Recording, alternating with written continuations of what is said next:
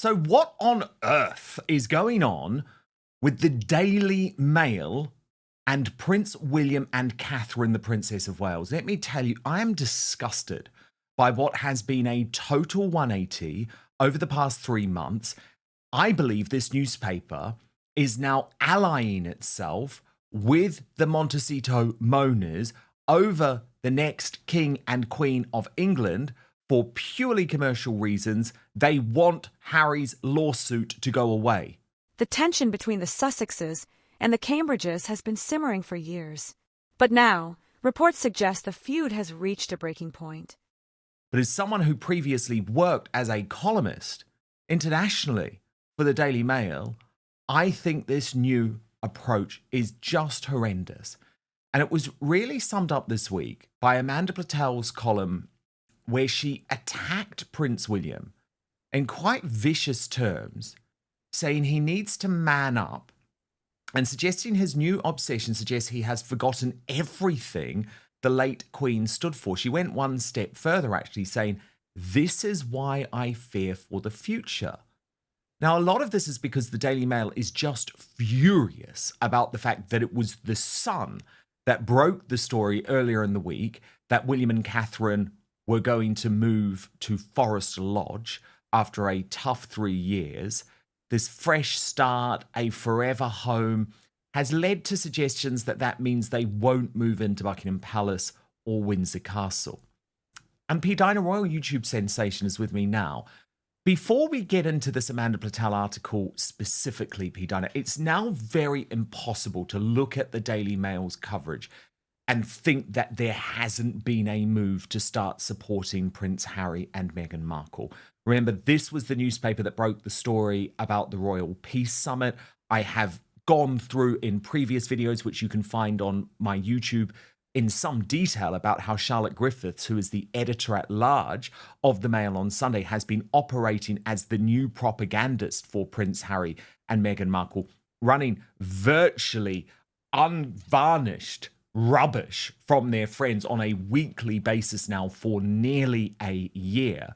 But for Amanda Platel, who is one of the newspaper's flagship columnists, who has always been a major critic of Prince Harry and Meghan Markle, to turn on William and Catherine so viciously really surprised me. And by the way, P. Dinah, you know I'm always very clear. Of course, we can criticize William and Catherine, and actually we must. And I will come to later why I do believe that they must move into Buckingham Palace or Windsor Castle. But the tone of this piece is so vicious. And remember, I've worked at this place.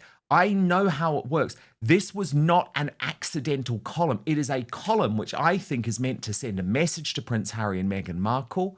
We're on your side, and send a threat to William and Catherine. Be careful, you're messing with her. You're messing with her. Yeah, isn't it interesting how we have been seeing these kinds of pieces?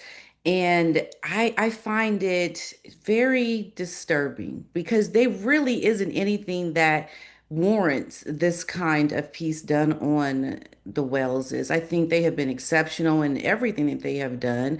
And of course, if, it warrants some kind of, going against things that they do, of course, people will speak out against it when it is relevant. But I don't find that these topics talking about these issues to be relevant. And I personally feel that there is some kind of eye winking going on towards the Sussexes because this does not make any sense to do this. I mean, they have done everything, I think, correctly. It's concerning. I think there are things behind the scenes that are happening that we don't quite know about, where, maybe Harry is getting some kind of support. I'm sure he's gotten somebody to believe his lies and his issues that he's going through. But and also the fact that the King and William at some point, I think, had a falling out. We know William has also left the lawyers that were also the King's, and then he went to his late mother's attorney. So there's been these little subtle signs that all is not well. And I think this may be playing behind the scenes in a way that has to do with some of the other things that we have seen. And yeah, it is a little concerning because I really like the whales. I think they are the magic behind the royalty and should be the ones on top now. But that's besides the point. I don't understand it. Yeah, I mean, the Mail definitely were not happy that the Sun got the story because they claimed that they had tried to previously reveal that they were moving. But remember, they got the location wrong. They spoke about a completely different location. But look, they've set Amanda Platel loose. Amanda Platel is known as the Rottweiler within the Daily Mail. If you want someone to be attacked, if you want an attack dog, Amanda Patel will be tapped by the editor because she can be absolutely brutal. So let's go through this, P. Diner, and we'll analyze as we go along. Amanda Patel writes, news that the privacy-obsessed Prince William has found his forever home in the isolated 8-bedroom Forest Lodge, where he says he will live even after becoming king, should raise red flags about what the heir might sacrifice to shield his family. What damage will William's control freak tendencies and stubborn insistence on privacy wreak when he takes the crown? What could the prince's obsession with protecting his own family eventually do to the monarchy?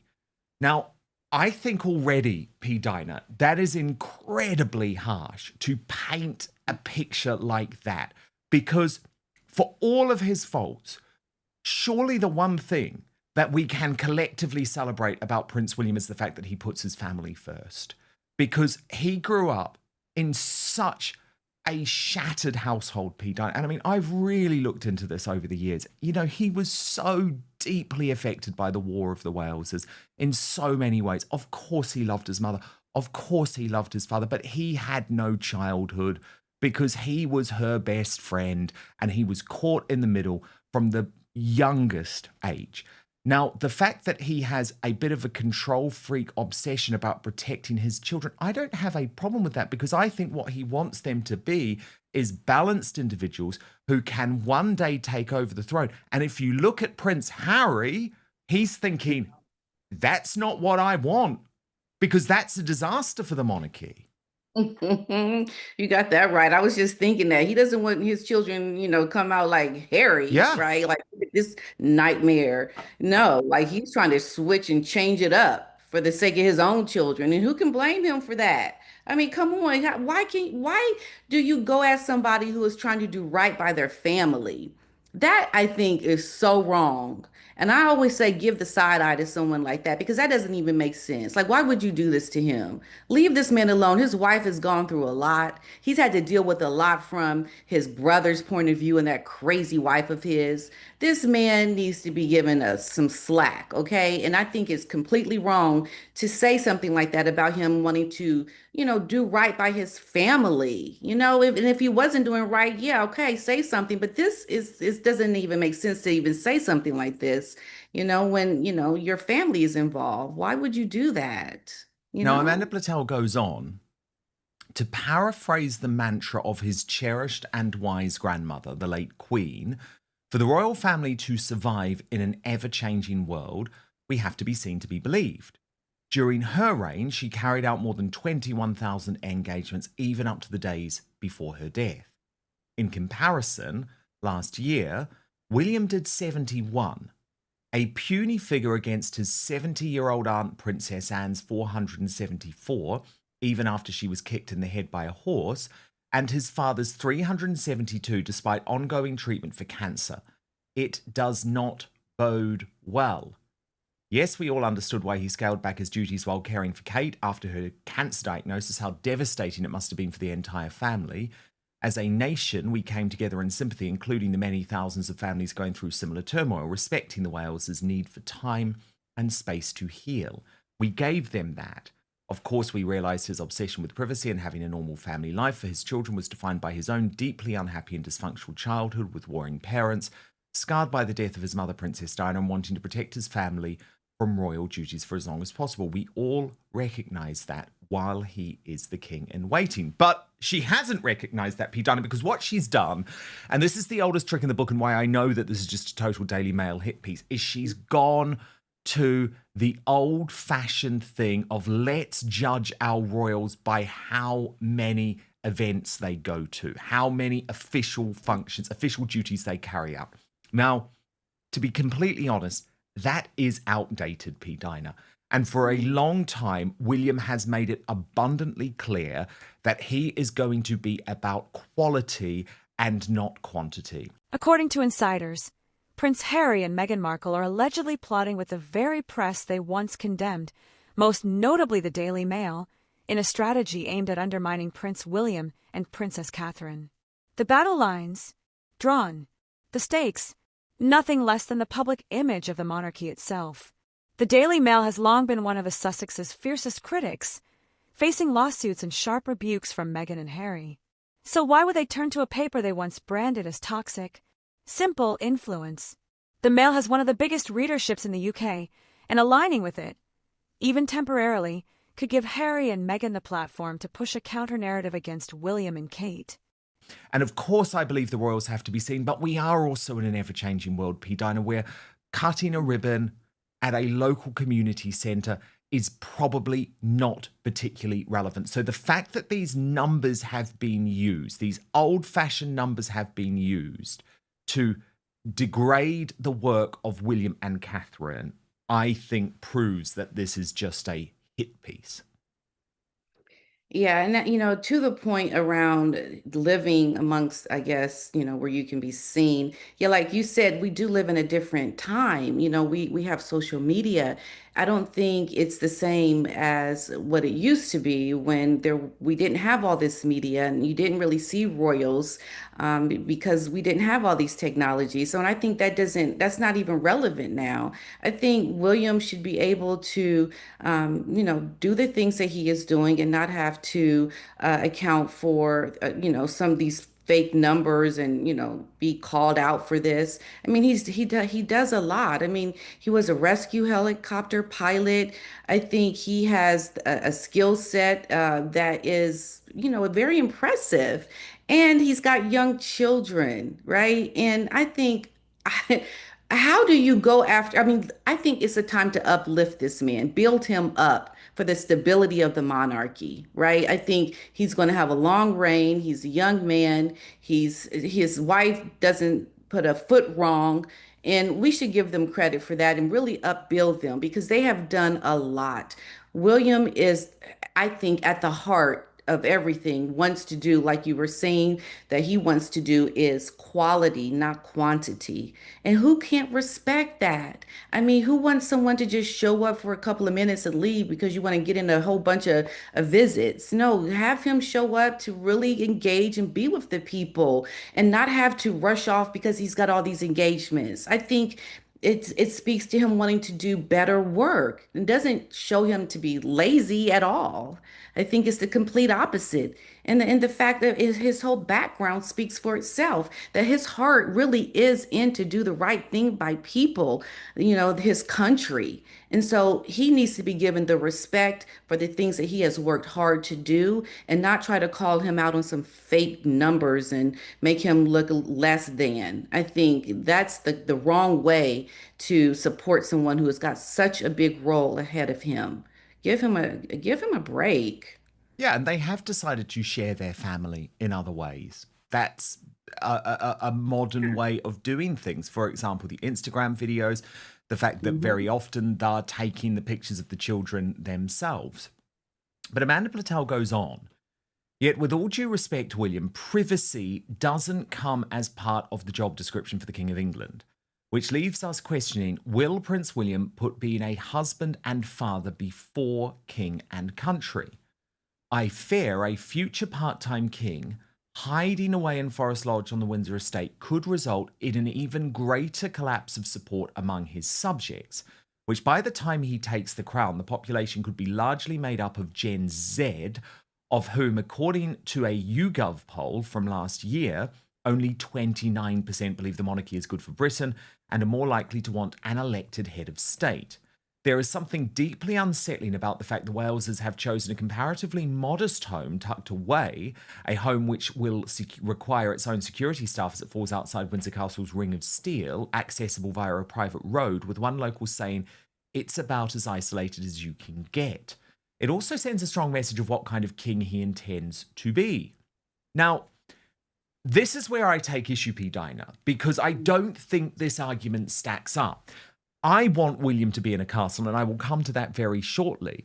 But what Amanda Platel is trying to argue here is that Gen Z are turning on turning on the monarchy, and so won't be happy that William is living a more modest life. Now, actually, William and his team would immediately fire back and say, hell no, the whole reason that we're doing things differently, that we're scaling back, that we're not being so grand, that we are going to live a little bit more normally, is because we want to appeal to that generation who maybe don't have the same expectation that we should be in a castle.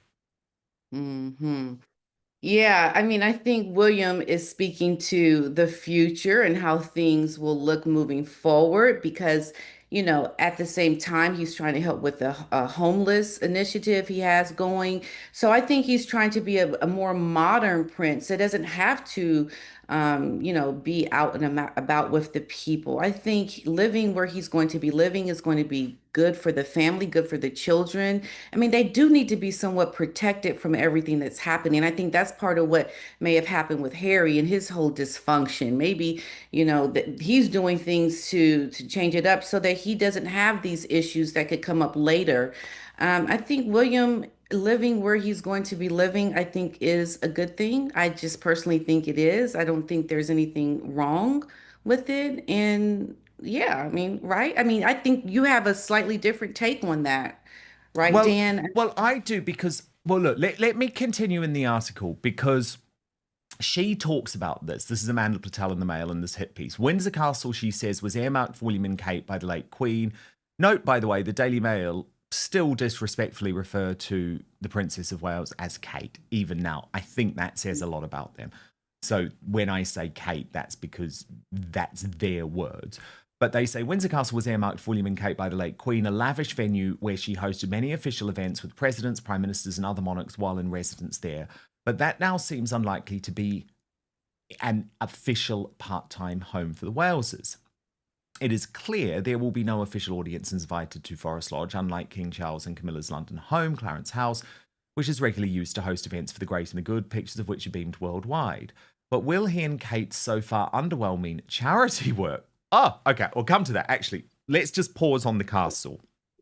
Because, number one, I'm not sure I buy this, P. Dinah, that it is a forever home. I think there will be such pressure, and they probably will end up relocating at least in part to Windsor Castle. This is where I do take issue with the current positioning because I think it's really important. I think one of the great things about the British monarchy is that these palaces are more than just museums. You know, it means something that it is a working residence. When you would go to the tour, for example, which is open to the public, one of the biggest tourist attractions in the world, you know, all across the summer. It's an incredible thing to do. I recommend everyone does it. But when you did that at Buckingham Palace, you knew you were in the Queen's home. There would still be such a buzz. I remember when I took my family to Windsor Castle and we went into the chapel and saw the late Queen's headstone for the first time. And it was such an amazing moment. And the King arrived home. He was in residence and the royal standard flew. That is something that is very special.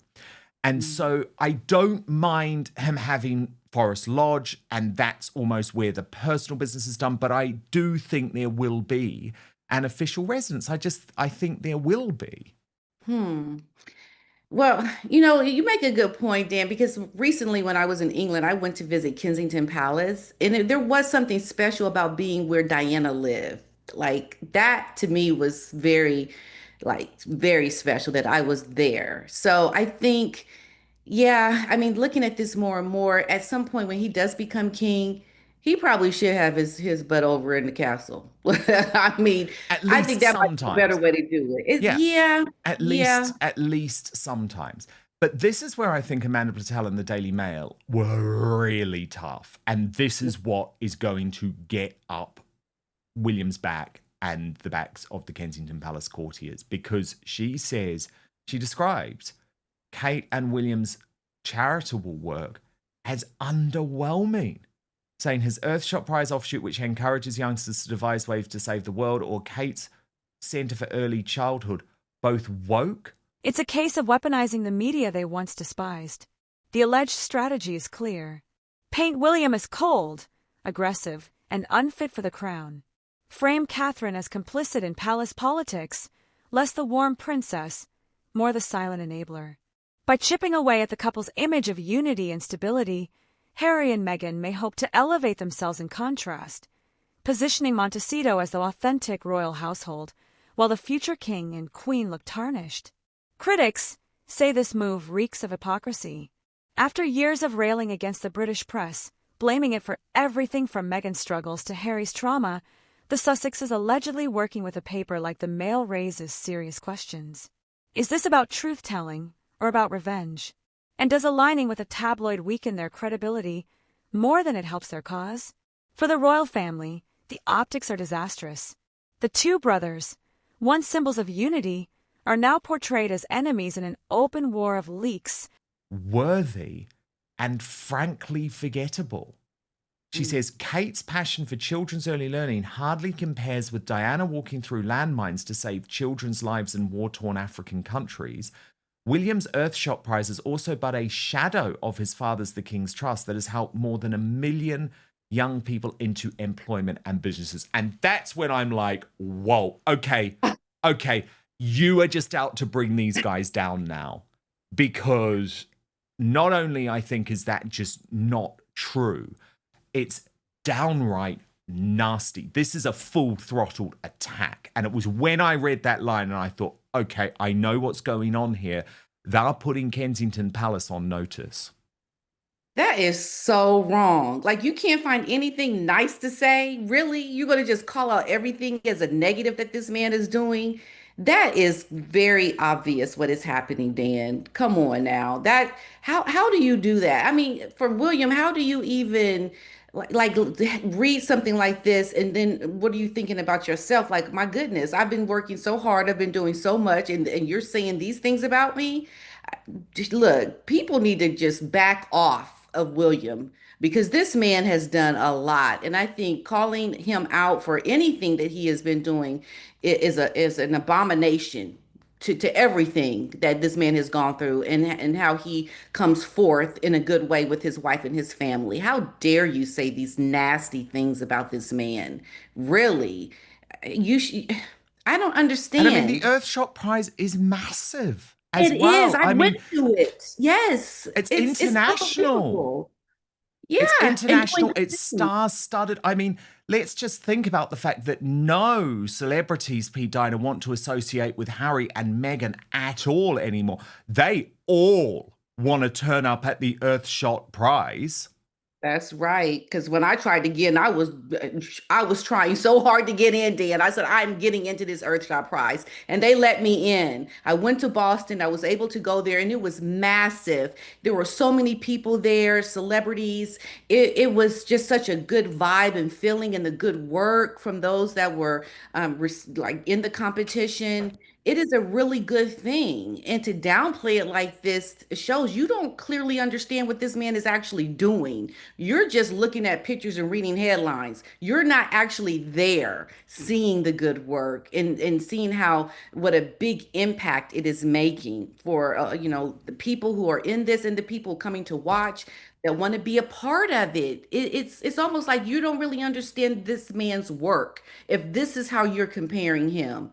That to me speaks volumes to how she said this. And it goes around the world. It goes around the world, the Earthshot Prize. There's also Yeah. his homelessness projects, of course, which is very UK focused. In terms of Catherine, too, I mean, her early childhood stuff, and I think this is where the Daily Mail just doesn't get it. It's like, it's not about a cheap headline. It's never been about Mhm. a publicity stunt. It's Right, right. about long-term, long-term work, which sometimes is unglamorous. But remember, she's looking at this, P. Dinah, as a future queen. She's looking at this thinking, because when you think she started this seriously, say, a decade ago, she's looking at this on a 30, 40-year scale. Right, right. With children, where it starts, where her passion is.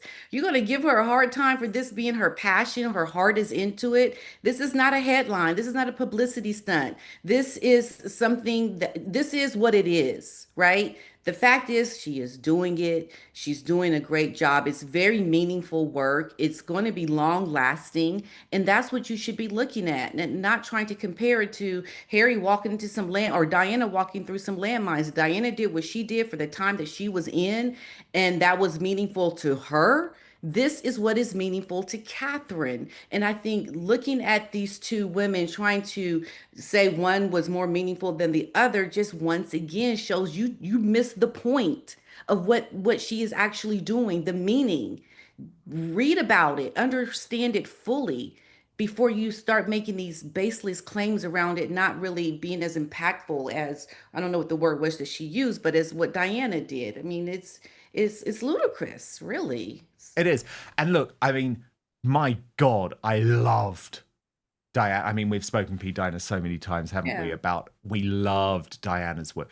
She was a one in a generation celebrity. And she did a very different style of work. And I think comparing what Catherine and William are doing to Diana is really unfair. But look, she goes on. This is Amanda Platel. As for how our future king fathoms he could reconcile his own demands for privacy while being the head of one of the last thriving royal dynasties in the world, it's not clear. It's not the kind of monarchy his beloved grandmother believed in, nor his mother Diana, who, despite her personal sadness, knew that visibility and glamour were key to keeping the royal family vibrant and relevant. One thing's for sure, Prince William has a huge decision to make in the forthcoming years he spends hidden away in Forest Lodge before he ascends to the throne. Can he step up to the job he was born into and secure the future of the monarchy? Given his current form, I, like so many devout monarchists, have serious doubts.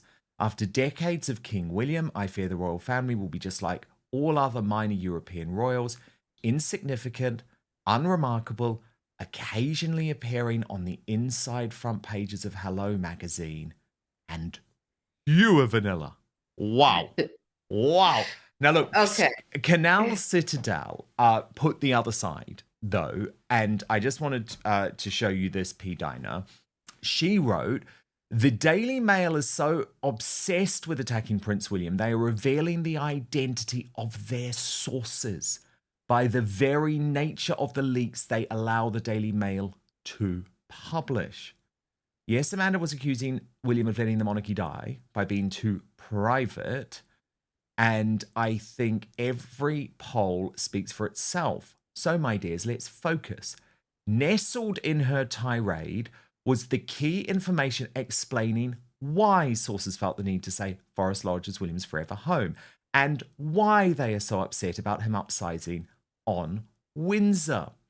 So here you have it. The Queen earmarked Windsor Castle for Prince William and Catherine to live there after she was gone, not when he became king. Think about it, as King William already would inherit Windsor to live there. Every monarch is entitled to it. So there was no need for Her Majesty the Queen to earmark it for him when he is king.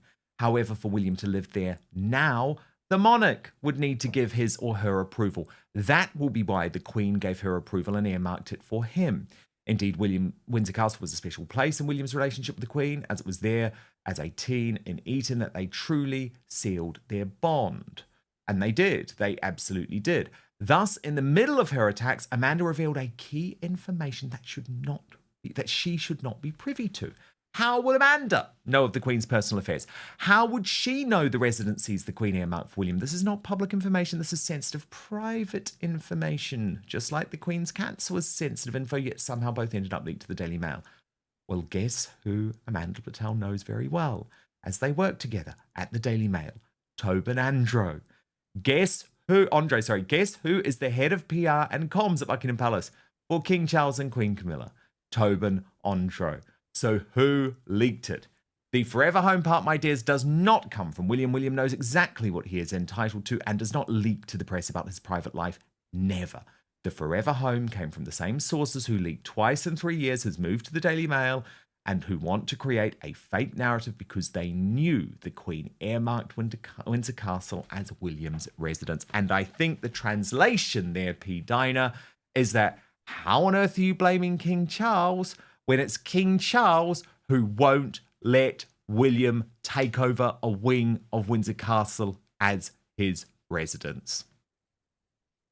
Yeah, when she said how he's never going to leave, like does it sounds like she's saying this man is going to go to Forest Lodge, live there, and hibernate, never come out. Like he's going to disappear into the his new home. I mean, why would I think then it speaks to the problems that are happening with King Charles and William.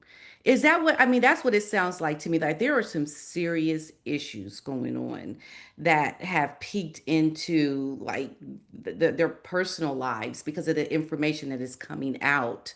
I think William is more than likely not bothered by it at all. I think he stands pretty firm on his decisions and choices and things that he wants to do, and he knows that the public will support him. He can do pretty much what he wants to do because he has a rational mind. He'll do things that make sense for him and his family, and the people will go along with it.